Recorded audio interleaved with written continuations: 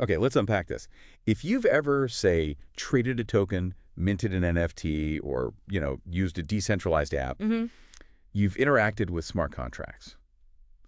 And behind, well, a huge number of those contracts is this foundational tech, this language called Solidity. Right.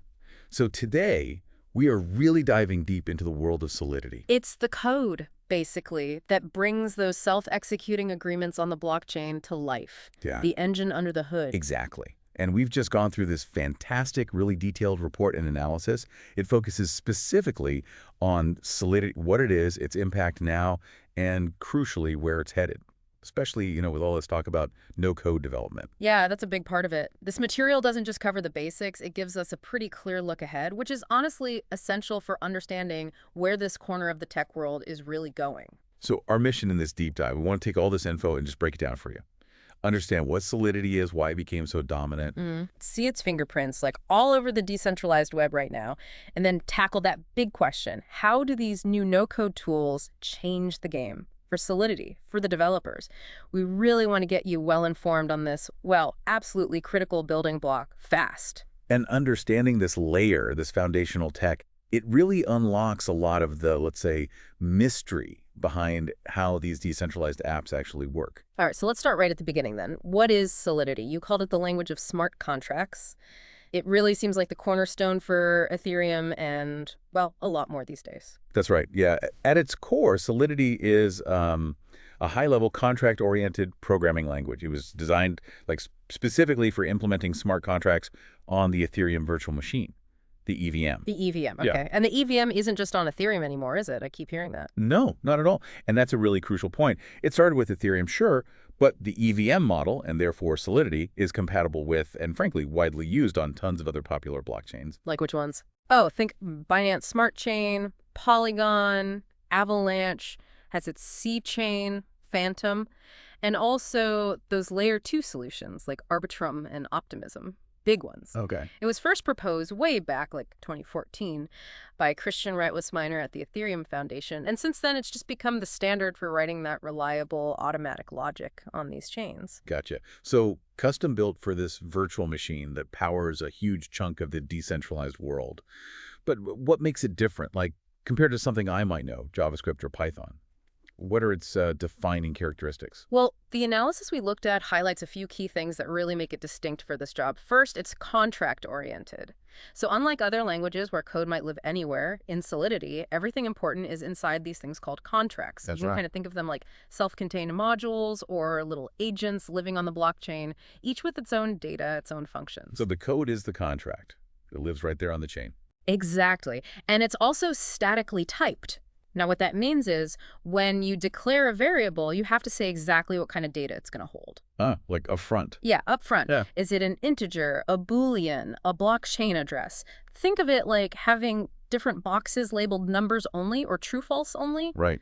The language basically forces you to put the right kind of data in the right box from the start, which helps catch a lot of potential errors early, before you deploy it. That seems incredibly important when you're dealing with code that, well, you can't easily change, and it's handling real money or assets. Catching errors early sounds key. Absolutely critical, yeah. Then there's Turing Complete, which is the technical way of saying it can compute anything a regular computer can, theoretically, Theoretically. given enough resources, right? But of course, gas costs on the blockchain are a very real practical limit. You're constrained by that. Right. You're not going to build, Microsoft Word in Solidity because the gas fees would be astronomical. Precisely. Not practical. Other features, it supports inheritance, so contracts can borrow features from others. Good for code reuse. Okay. There's built-in access control that lets you define who gets to call which functions. Is it just the owner? Is it anyone? And really importantly, ADI compatibility. The application binary interface. That's basically how external applications, like a website front end or even another smart contract, know how to talk to your Solidity code. So the ABI is like the universal translator. connecting the blockchain code to the apps we actually use. That's a great way to put it. Yeah, it's essential for usability and for making things work together in the ecosystem. Composability, they call it. Okay, makes sense. So with these core features, where do we actually see Solidity? Like, where are its fingerprints all over the place? Oh, it's powering most of the big innovations you've probably heard about.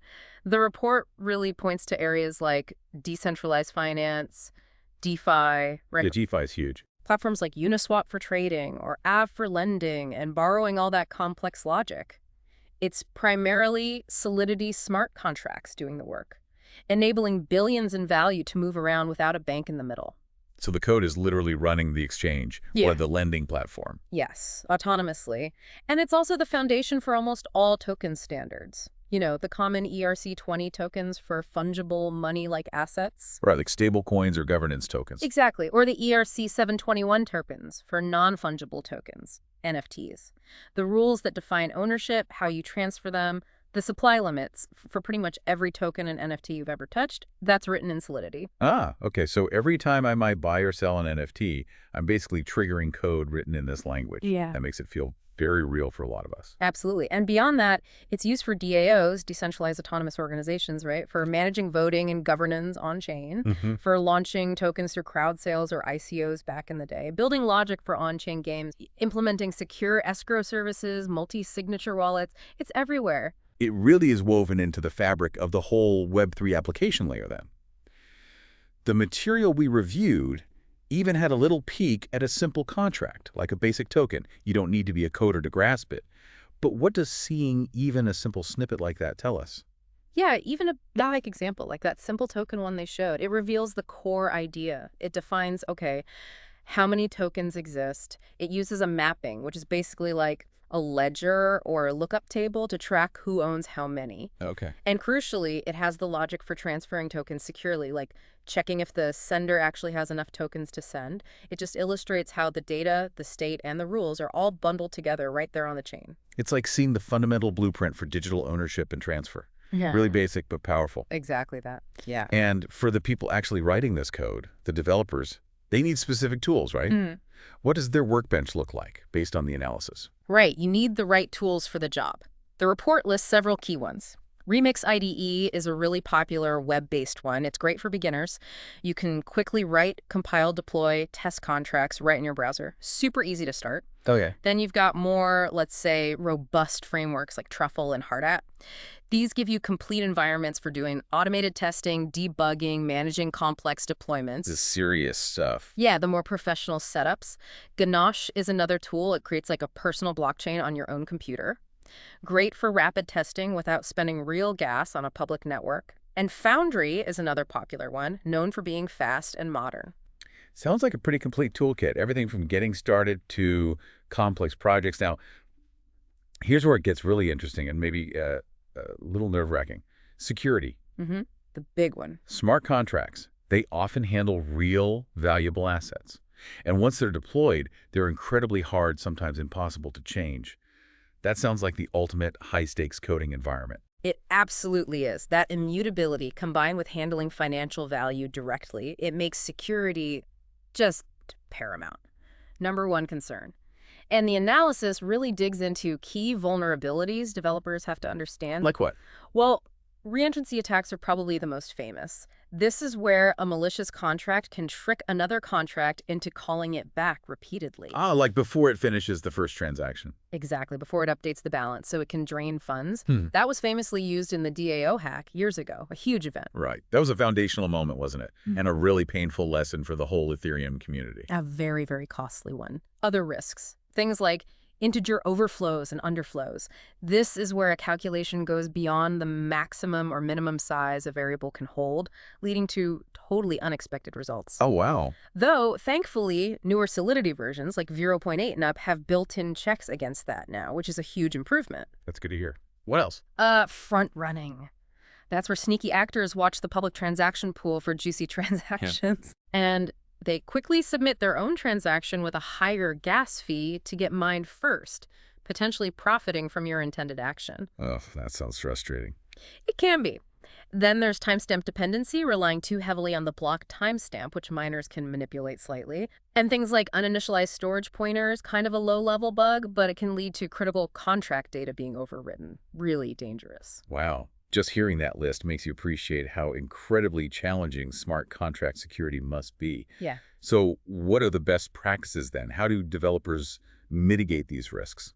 The report emphasizes several really crucial steps. First, always use the latest, most secure versions of the Solidity compiler. They're constantly patching things. Okay, keep updated. Makes sense. Keep your contract logic as simple and minimal as possible. Complexity is the enemy of security here. The more code, the more potential bugs, the larger the attack surface. Right. Implement safeguards, things like circuit breakers or rate limiters that can, say, pause the contract or limit how much can be withdrawn if something looks fishy. Emergency brakes. Kind of, yeah. And critically, leverage battle-tested, audited libraries like those from OpenZeppelin. They provide secure, community-vetted implementations for common things like standard tokens, access control. Don't try to reinvent the wheel yourself for basic stuff. Right. Don't reinvent the wheel, especially when that wheel is holding potentially millions of dollars. Exactly.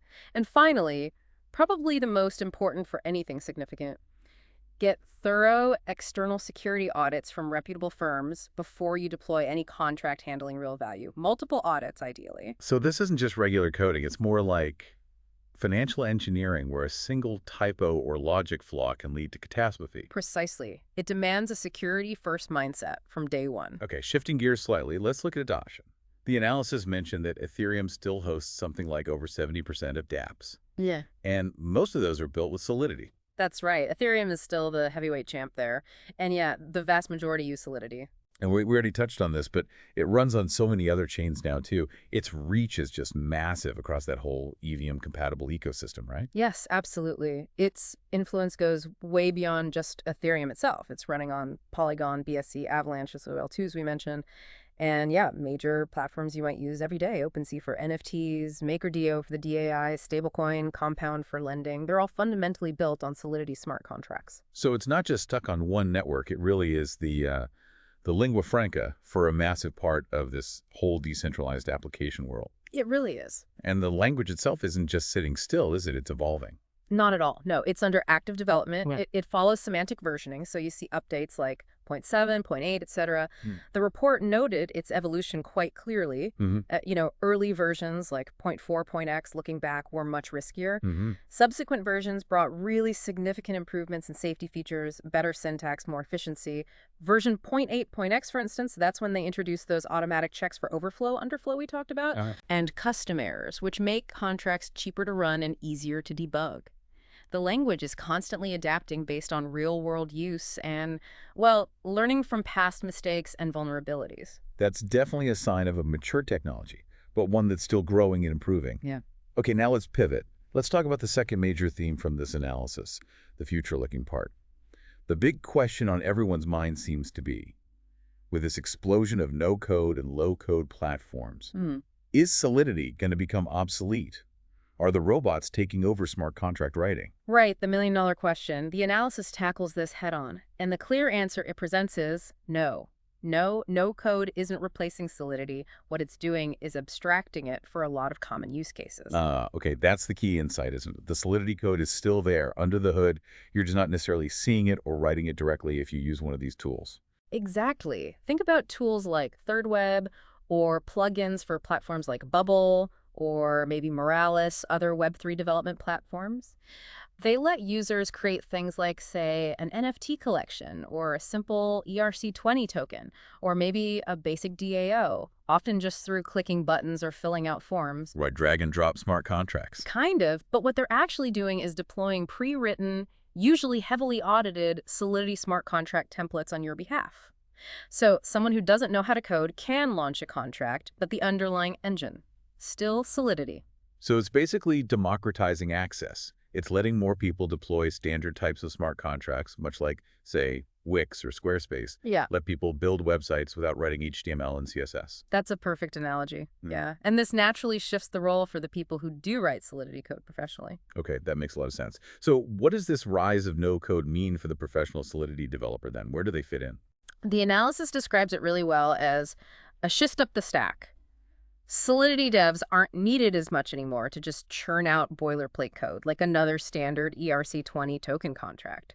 The no-code tools can handle that efficiently. Right. So their focus shifts. It moves towards building more complex, more custom, and more infrastructure-level logic, the stuff that isn't easily templatable. Okay, like what kind of complex logic are we talking about? Well, think about designing really advanced DeFi protocols, the ones with intricate tokenomics or novel mechanisms, building secure cross-chain bridges to connect different blockchains, integrating cutting-edge cryptography like zero-knowledge proofs into contract logic that's super complex, or doing really fine-grained gas optimization for contracts that are going to be used millions of times, where saving even a tiny bit of gas per transaction adds up massively. So they're building the really heavy-duty stuff, the underlying protocols, the most sophisticated applications, the kind of things you definitely can't just click a button to create.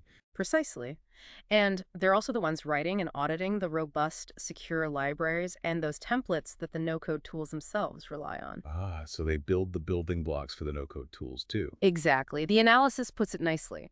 The role shifts from, writing your own basic token contract to something more like designing the architecture for the next generation of Uniswap or building a complex Zcash rollup, much higher level. Yeah, it really clarifies the dynamic. But are there still specific areas where no-code tools just fall short, where they simply can't provide the necessary control or security, and you absolutely need handwritten Solidity? Yes, definitely. The analysis points this out clearly. Anytime you need truly custom logic that just doesn't fit a standard template, you need code. Examples. Things like unique mechanisms for handling price slippage in a decentralized exchange, Right. or maybe bespoke multi-signature authorization flows for a DAO or a company treasury, complex vesting schedules for team tokens that have specific cliffs and conditions, or highly specialized game mechanics in an on-chain game. Right. You can't really template genuine innovation or highly specific business requirements like that. Exactly.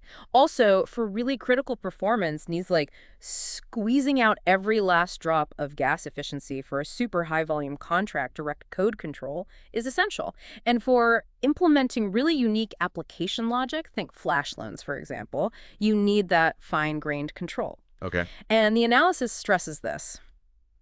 In high-value, high-risk environments, we're talking finance, complex gaming economies, maybe digital real estate manually written, professionally audited Solidity code is still considered the gold standard because the cost of a security slip-up is just too devastatingly high. Okay, so it sounds like no code for the more accessible, standard use cases, getting things out fast, and handwritten Solidity for the bleeding edge, the really complex stuff, and the mission-critical, high-security applications. Which leads right into the likely future scenario described in the analysis. Hybrid workflows. You'll see teams using both. How would that work? They might leverage no-code tools for, say, 80% of their needs. Getting a prototype out the door fast, launching an MVP quickly, setting up a basic DAO structure. Right, the quicker, easier parts. Exactly. But then they'll bring in the Solidity experts for that remaining 20%. The really complex parts, the custom logic, the high security components, the enterprise-level features. The report had a good example of this, didn't it? Like a startup using a tool like ThirdWeb to launch their NFT collection really quickly, but then later hiring Solidity developers to build out a really custom, maybe complex staking system or a unique royalty distribution mechanism on top of it.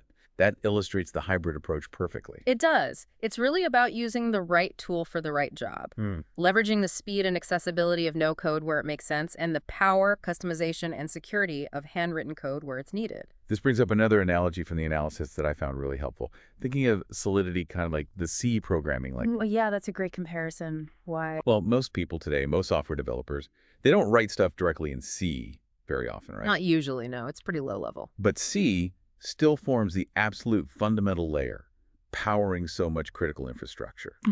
Operating systems, databases, web browsers, game engines, the core stuff. Right. It's under the hood everywhere. It's chosen there because it offers like maximum performance, flexibility, reliability.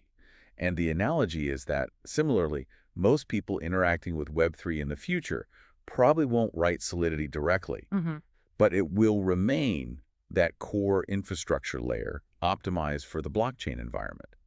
And the no-code tools, they become the user-friendly interfaces, the applications built on top of that powerful underlying Solidity foundation. That makes a lot of sense. Solidity is the robust backend, no code is the accessible front end for many things. Exactly. So, okay, given this whole picture, no-code abstracting, Solidity devs shifting up the stack, hybrid workflows, Hmm. what does the job market actually look like for Solidity developers going forward? Is no-code going to eat all the jobs? The analysis suggests it's definitely a shift, not really a decline.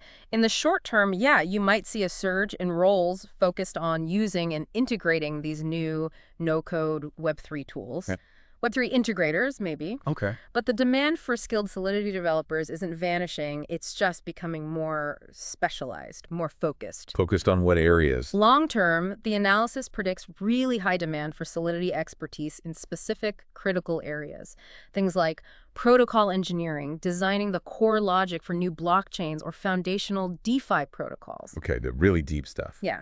Crucially, security auditing. That's going to remain huge, maybe even grow as more complex contracts get built, building out the infrastructure for complex DAOs, working on layer 2 scaling solutions like rollups and implementing zero-knowledge proof systems, that's very advanced, and Right. developing enterprise-grade smart contract applications for big companies dipping their toes into blockchain. So it really sounds like the demand is consolidating around the most advanced, the most complex, and definitely the most security-sensitive roles. Exactly. It's becoming arguably a more senior, more specialized skill set. And it's worth noting, the analysis points out that Solidity itself is also evolving to meet these needs. How so? Well, there are efforts in low-level optimization, using intermediate languages like Yule or even Huff for maximum gas efficiency. The development environments, the IDEs are getting better, and the auditing tools and frameworks, things like Slither, MythX, they're continuously advancing too. Yeah. The whole ecosystem around Solidity is actively adapting to this changing landscape. Okay, wow. This has been a truly deep dive into really a foundational piece of Web3. I think the main takeaway from this whole comprehensive analysis feels very clear now. It's that no-code tools and Solidity developers, they're fundamentally complementary. They're partners, not competitors, Yeah. locked in some deathmatch. Absolutely. That's the key message. No code is democratizing access. It's allowing way more people to build and innovate faster, especially with the more standard use cases. Get ideas out there. While Solidity engineers remain absolutely essential for building, securing, and really pushing the boundaries of the underlying infrastructure and crafting those most complex, high-value custom applications. Yeah. The future vision presented here is really one where both types of builders work together almost symbiotically. Right. You've got the no-code builders enabling speed and a wider breadth of creation. And you've got the Solidity engineers providing the necessary depth, the security, the innovation at the base layer of this whole decentralized web we're building. And in a world that seems increasingly headed towards tokenized assets, programmable economies, we're definitely going to need both skill sets operating in concert. It seems unavoidable. Which leaves us with that final kind of provocative thought from the analysis for you, the listener, to consider. In this evolving landscape, this world of digital ownership and programmable value, where does your potential role lie? Yeah, are you maybe someone who sees the power in using these accessible no-code tools to bring an idea to life really quickly? Or are you maybe the kind of person who's fascinated by the deep challenge of actually building and securing that complex foundational code layer? Or perhaps you're primarily someone who benefits from the incredible new structures and applications that both types of these builders are creating for all of us to use. Lots to think about. Definitely lots to think about as this space just keeps growing and changing. Well, that wraps up our deep dive for today into Solidity and its evolving relationship with the whole no-code movement, drawing all those insights from this detailed report and analysis. It's a technology that's absolutely foundational today, and it's clearly shaping the complex systems of tomorrow as well. Indeed it is. Thanks so much for joining us for this look under the hood of decentralized applications. We really hope this deep dive gives you a much clearer picture of this core technology that's powering so much of the smart contract world you might interact with, maybe even every day.